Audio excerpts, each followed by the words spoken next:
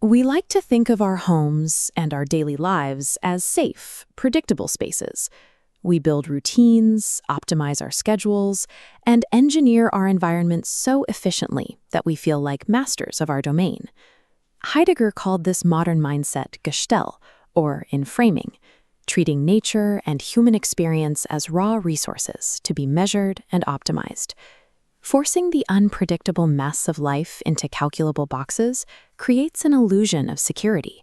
We build what feels like an impenetrable wall against disaster. Then, the fracture happens. A sudden loss, a deep grief, or a trauma occurs, an event so immense that efficiency simply cannot process it. Thousands of years ago, the Greek playwright Sophocles observed this exact tension.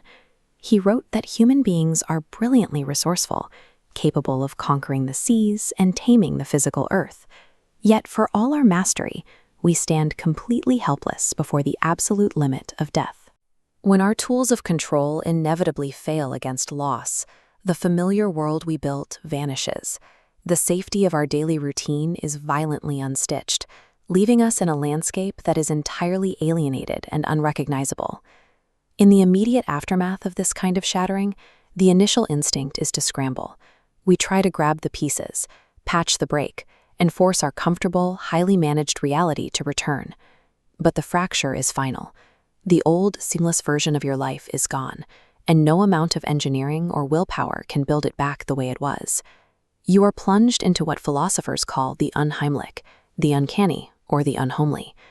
The physical rooms of your house might look exactly the same as they did yesterday, but the feeling of belonging has evaporated. The world feels deeply alien. So if the original structure is permanently broken and we cannot simply rewind time, how do we survive this absolute dislocation? The late 18th century poet Friedrich Hölderlin spent his life wrestling with that exact void. He understood that navigating the space between a shattered past and an unknown future requires us to abandon our obsession with control and adopt a different way of thinking. Hölderlin saw rivers as the architects of human history, active forces that found our settlements by carving paths through rugged, foreign landscapes. His logic pushes against our modern instincts. You do not start out truly belonging to a place.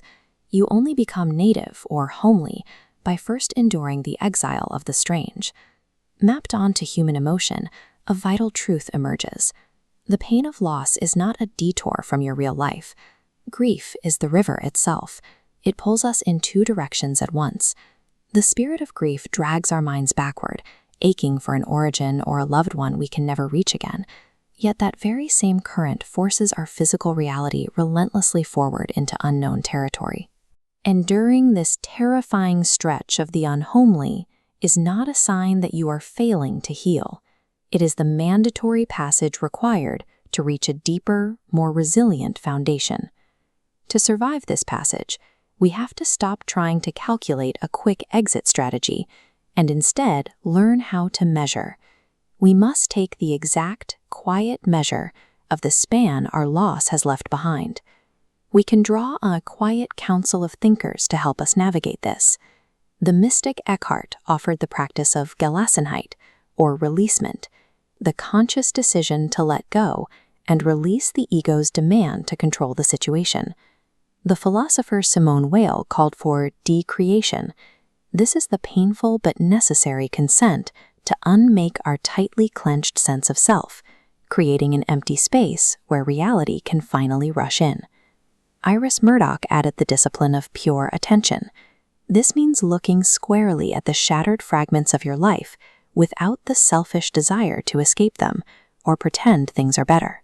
And Maurice Merleau-Ponty reminds us of what he called the flesh.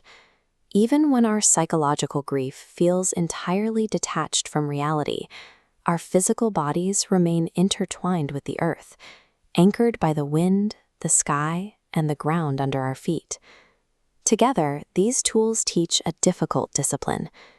By patiently witnessing our brokenness rather than fighting it, we prepare the ground to build a dwelling that is actually fit to hold our grief.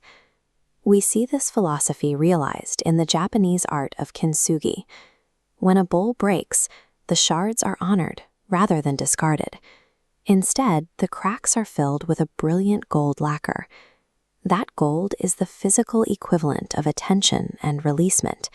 It is the active, deliberate measuring of the exact space the loss occupies.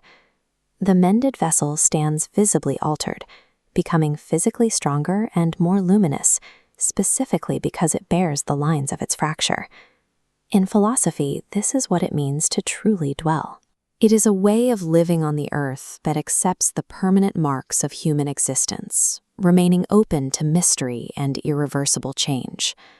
True resilience comes from staying with the difficult phenomena of our lives, refusing to hurry, and allowing the gold lines of our grief to become the foundation of a deeper home.